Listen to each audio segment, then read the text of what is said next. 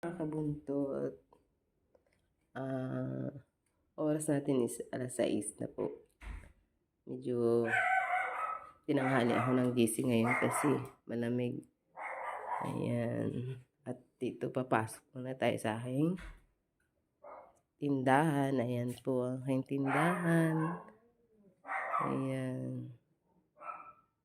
Ang aking, ayan. Ayan po, ayan. Wala na akong beef. Ayan po. Ito mga dilata, ayan, may bungi na po siya. Ayan, ito bungi na.